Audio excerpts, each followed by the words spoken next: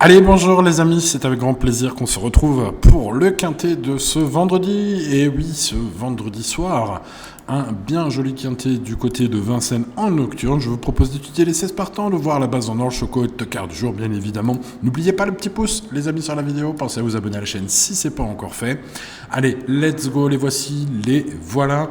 C'est départ lancé à l'autostart. Et oui, ils sont rangés 1, 2, 3, 4, 5, 7, 8, 9 derrière la première ligne. Et ensuite, bien évidemment, 10, 11, 12, 13, 14, 15, 16 en seconde ligne. On commence dans l'ordre du programme, bien évidemment. Allez, on y va après une belle rentrée en mai à Royan Ideal Dancer. Le numéro 1 est sur la montante selon Hugues Montulé, son jockey. Il m'a semblé très confiant, Hugues, avec ce numéro 1 aujourd'hui. C'est une première chance dans ce quintet. Alors, j'ai peur par rapport à ses allures dans la descente, où il a toujours un petit peu de mal à s'équilibrer. Et derrière l'autostart, ça risque d'aller très vite dans la descente. C'est un 8 ans qui vient d'engager aujourd'hui, c'est les 8 à 11 ans qui sont invités à en découdre sur les 2100 mètres à Vincennes ce vendredi, et du coup l'engagement est très bon au niveau des gains, au niveau de sa qualité, au niveau de sa vitesse, etc. Le seul hic quand même qu'il faut bien noter, c'est qu'il va falloir un Hugues qui tient bien ses rênes, notamment dans la descente. Vous savez, ça démarre dans la descente avec l'autostart, donc ça va très très vite. Et voilà, c'est le petit truc qui me... je le garde, je le mets en base, ce numéro 1, mais ce ne sera pas mon tout préféré, ce sera simplement le favori logique. Allez, on passe au numéro 2, Iparis, que j'ai bien aimé ces derniers temps. Le cheval, l'engagement est magnifique aujourd'hui, malgré un numéro 16, la dernière fois, il a tracé une super ligne droite derrière Gitano Jack, et Elaline Monceau qu'on retrouve dans ce quintet, c'était dans le quintet référence où il a fini 7ème, mais l'impression était très bonne, et puis aujourd'hui, vous le voyez, et ce pensionnaire de Jean-François Sénat, le numéro 2, c'est beaucoup mieux que le 16. En tout cas, ça augmente ses chances d'avoir un bon parcours, je pense. En tout cas, moi, avec ce numéro 2 derrière la voiture lanceuse, j'y crois. J'ai pas senti Jean-François Sénat très chaud. Il pense que son cheval n'a plus de marge.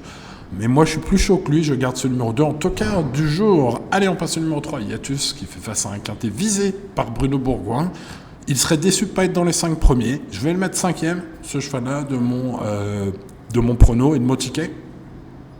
Puisque le cheval, a priori, est très fiable lorsqu'il est en mode course visée, bien sûr, comme c'est le cas aujourd'hui, des Ferré des 4, etc. etc. Le chrono 1-12-3 sur ce tracé en janvier est de toute beauté. Voilà, après quelques sorties moins bonnes, mais du coup peut-être explicables par le fait que la course visée, c'est ce vendredi soir, je garde ce numéro 3 assez haut. Allez, on passe au numéro 4, Idole Jadri, ce sera ma base en or. Ce numéro 4 est une femelle de 8 ans qui trouve ici une superbe occasion de se racheter. Disqualifiée la dernière fois à Vire, mais attention, elle a tapé un rival qui était au galop devant elle. Il faut donc pas lui en tenir rigueur. Damien Eo est chaud pour la gagne, sachez-le. Son entraîneur a montré beaucoup de confiance dans la presse, que ce soit sur Equidia ou sur Génie Course. C'est une jument qui a gagné en 1,19 sur ce parcours. Elle a 1 seconde pour gagner aujourd'hui, si Franck Nivard fait le taf. Alors après, évidemment, les courses restent les courses. Par exemple, la dernière fois, elle a tapé un cheval qui était devant au galop, donc ça... On maîtrise pas tout, les amis, mais si Franck Nivard maîtrise bien la situation et que tout se passe bien pour ce numéro 4 dans le parcours, moi je serais déçu que je joue pas au moins le podium. En tout cas, vous l'avez compris, ma base en or pour le quintet de ce vendredi soir, c'est ce numéro 4, Idole Jalerie. Allez, passons au numéro 5, Faxima, qui est une jument d'expérience de 11 ans pour être exact. Superbe forme ces derniers temps, on l'a vu. Alors ici, on peut espérer peut-être une place. Elle a fini bonne 3e du prix de Château du Loir en mai sur ce tracé en une 13-5. C'est une forme actuelle, évidemment, qui peut lui permettre de jouer les petites places. Je vais mettre ce numéro 5 dans mon champ réduit et en regret de mon prono. Par contre, j'ai noté, et vous le voyez dans sa cote probable, que énormément de pronostics de la presse mettent très très haut ce numéro 5. Bon... Oui, c'est une chance pour les places, pour moi, mais bon, voilà, j'en ai préféré d'autres quand même. Passons au numéro 6, Event Star. Pour un bout de ticket, il faut peut-être se méfier de ce cheval-là. Certes, il affiche 0 sur 4 à Vincennes. Il est difficile à saisir, mais avec les départs à l'autostart, c'est pourtant pas mal ces derniers mois, notamment Croisé-la-Roche, notamment en gain, où j'ai noté des bonnes perfs, des bons chronos pour les pistes là. Bon, et les distances longues au croisé. Bon, bref, tout ça pour dire que, attention, avec ce 6, il va jouer l'offensive. Sébastien Ernaud a dit à Yon Bourgeois de le monter de l'avant. Eh bien écoutez, affaire d'impression, mais j'avoue un petit faible pour ce numéro 6, je vais le mettre sur probablement l'un de mes tickets. On passe au 7, Isiad Mangival, qui est présenté ce vendredi avec de très hautes ambitions. Son entraîneur Guillaume Lisée dit sur Génie Course que son cheval arrive au top pour cet objectif visé de longue date. Ses meilleurs pertes sur le tracé sont vraiment pas folles. Meilleur chrono suffisant pour une place, mais le numéro 7 à gérer, avec GG, Gabriel Guillermini aux manettes. Donc c'est pas facile tout ça.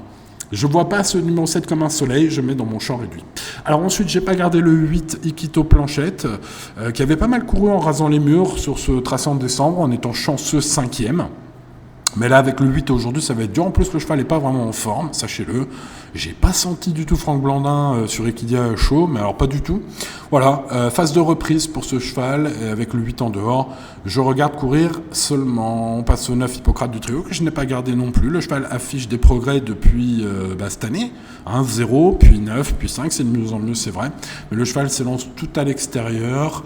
Il n'a pas de marge, il n'a pas de chrono révélateur. Un fils d'Amiral Sacha qui sera réservé aux seuls fans d'Amiral Sacha, par exemple, ou de Bruno Marie, voilà, après, évidemment, ou de Mathias Legros, voilà, ou d'Hippocrate, pour les plus médecins d'entre vous. Allez, passons au numéro 10, Héraclion des Bois, qui reste sur une probante 5e place, obtenue le 29 mai.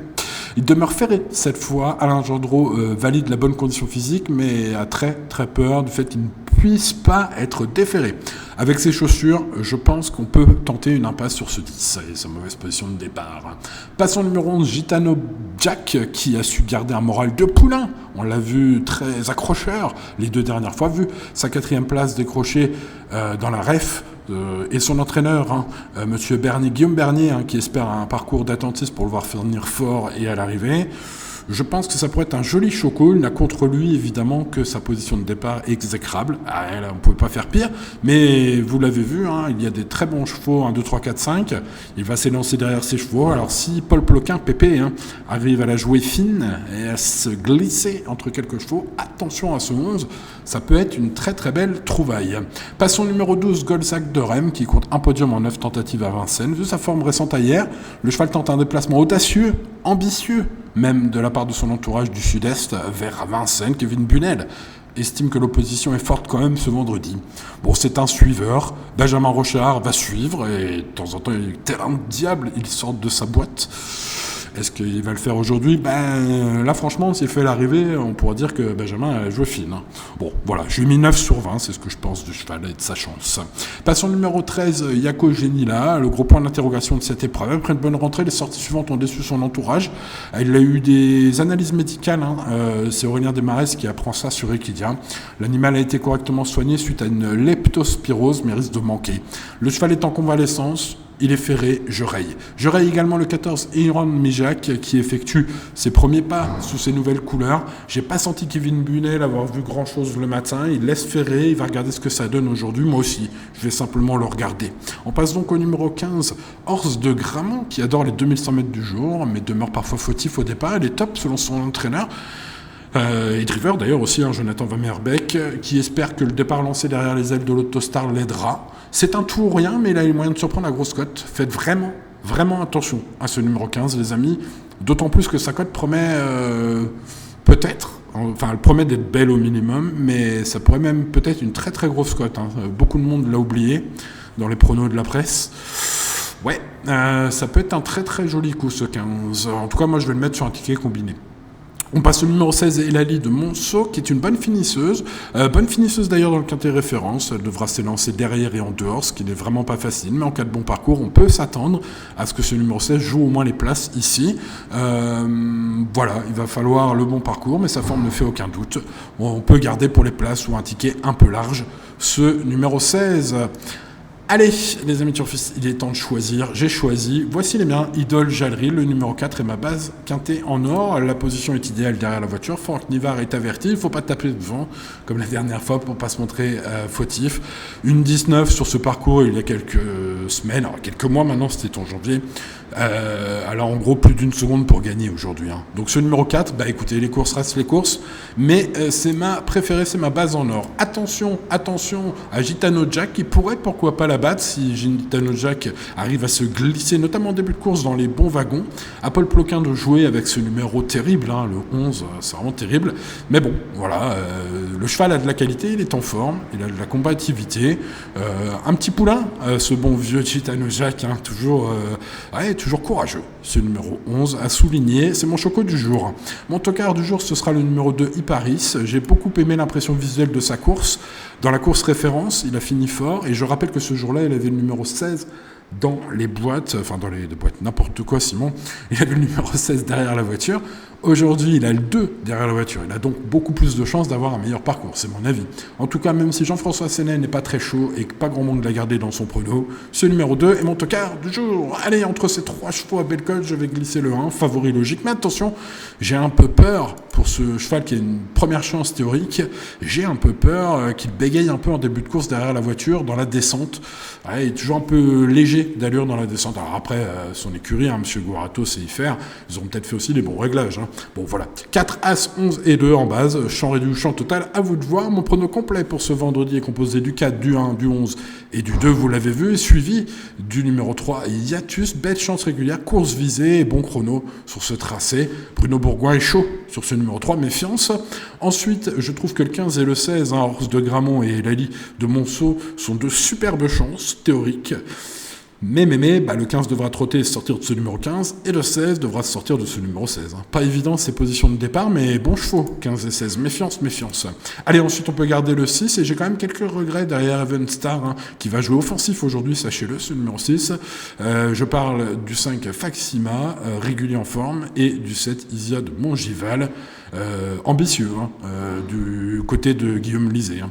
Donc voilà, écoutez, les champs réduits au moins, puis on verra hein, s'il y a des noms partants, etc. L'indice de confiance est bon, 7 sur 10. J'espère que on va avoir un petit peu de chance ce vendredi. Dans tous les cas, restez raisonnable et jouez responsablement, les amis turfistes, et tout ira bien. Voilà, c'était Simon. N'oubliez pas le petit pouce sur la vidéo. Pensez à vous abonner à la chaîne et à activer la cloche si ce n'est pas encore fait pour ne rien manquer à l'avenir. Et je vous dis à très bientôt pour de nouvelles aventures. C'était Simon. Ciao, ciao.